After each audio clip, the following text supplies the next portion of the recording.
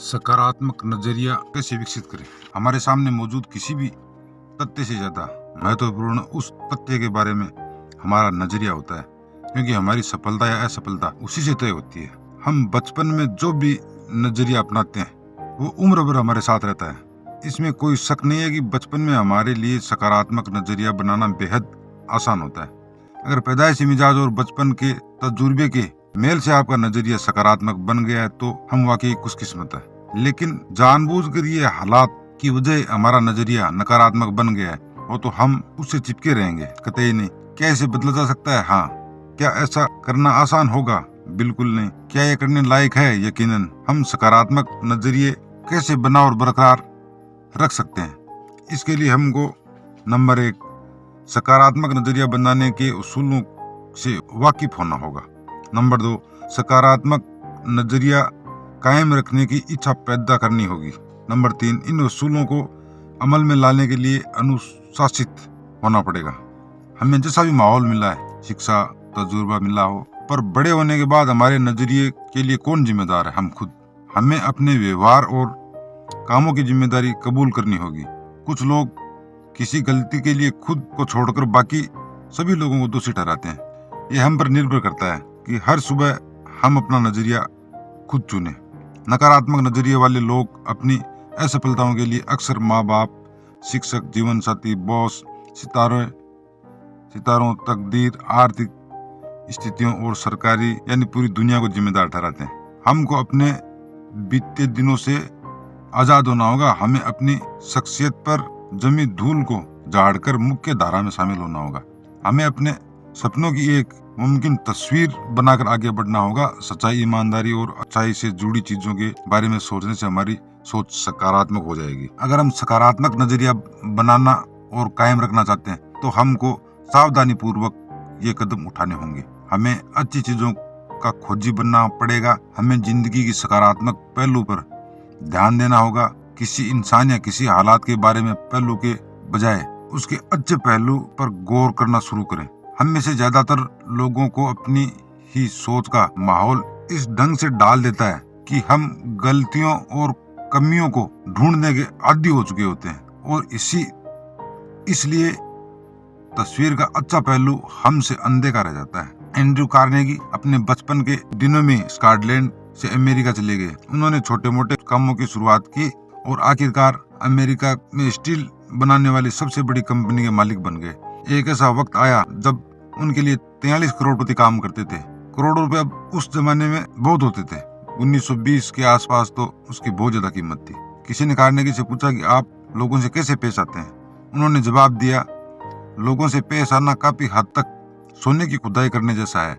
हमको 1 तोला सोना खोद निकालने के लिए कई टन मिट्टी हटानी पड़ती है, लेकिन खुदाई करते वक्त हमारा ध्यान मिट्टी पर नहीं बल्कि सोने पर रहता है। एंड्रयू कार्नेगी के जवाब में बहुत महत्वपूर्ण संदेश छिपा हुआ है। हो सकता है कि किसी इंसान या किसी हालात में कोई अच्छी बात साफ तौर पर न दिखाई दे रही हो। ऐसी हालत में हमें उसे गहराई में जाकर तलाशना होगा। हमारा मकसद सोना तलाशना। अगर हम किसी इंसान या किसी चीज में कमियां ढूंढेंगे तो उसको ढेरों कमियां दिखाई देगी, लेकिन हमें किसी चीज की तलाश है, सोने की या मिट्टी की। कमियां ढूंढने वाले तो स्वर्ग में भी कमियां निकाल देंगे। अधिकतर लोगों को वही मिलता है जिनकी उन्हें तलाश होती है। कुछ लोग हर चीज में नुक्स निकालते हैं। कोई काम भले ही बहुत अच्छी तरह किया हो पर उन्हें इससे कोई फर्क नहीं पड़ता। ऐसे लोगों ने नुक्स निकालने को ही अपना पेशा बना लिया है। वे पेशेवर आलोचक हैं। वे इस तरह नुक्ताचीनी करते हैं कि जैसे कि उन्हें इसके लिए किसी प्रतियोगिता में इनाम मिलने वाला हो। वे हर एक इंसान में और हर एक हालात में कोई न कोई नुक्स ढूंढ निकालेंगे। हमें ऐसे लोग इस दफ्तर और हर परिवार में मिलेंगे। वे चारों ओर कमियां ढूंढेंगे और ये बताते फिरेंगे कि चीजें कितनी बुरी है। वे अपनी समस्याओं के लिए पूरी दुनिया को दोषी मानते हैं। वे लोग दूसरों के जोश पर पानी फेर देते हैं। ऐसे लोगों के लिए एक नाम है, ये लोग ताकत को चूसने वाले कहलाते हैं। ऐसे लोग कैफेटेरिया में जाकर 20 कप चाय पिएंगे, सिगरेट के लंबे लंबे कस खींचेंगे और ये सब करने का उन्हें उनके पास केवल एक बहाना रहता है कि वे अपने तनाव को दूर कर रहे हैं। हकीकत यह है कि ऐसा करके वे खुद के लिए और दूसरों के लिए तनाव और बढ़ा देते हैं। वे प्लेग की बीमारी की तरह मायूसी का पैगाम फैलाते हैं और ऐसा माहौल पैदा करते हैं कि जिसके नतीजे बुरे या गलत हों। जैसे एक शिकारी ने चिड़ियों को पकड़ने वाला एक अद्भुत कुत्ता खरीदा। वह कुत्ता पानी पर चल सकता था। शिकारी वह कुत्ता अपने दोस्तों को दिखाना चाहता था। उसे इस बात की बड़ी खुशी थी कि वह अपने दोस्तों को यह काबिल गौर चीज दिखा पाएगा। उसने अपने एक दोस्त को बत्तख का शिकार करने के लिए बुलाया। कुछ देर में उन्होंने कई बत्तखों को बंदूक से मार गिराया। उसके बाद उस आदमी ने कुत्ते को उन चिड़िया को लाने का हुक्म दिया। कुत्ता चिड़िया को लाने के लिए दौड़ पड़ा।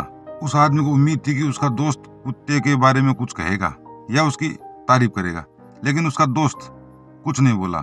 घर लौटते समय उसने अपने दोस्त से पूछा, क्या उसने कुत्ते में कोई खास बात देखी है?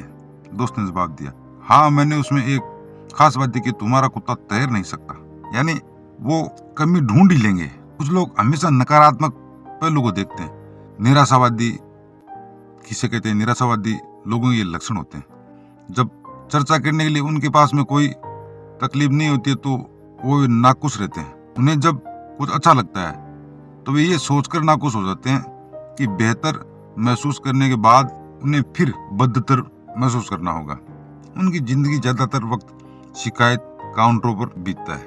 हमेशा बत्ती बुझाकर देखना चाहते हैं कि अंधेरा कितना है।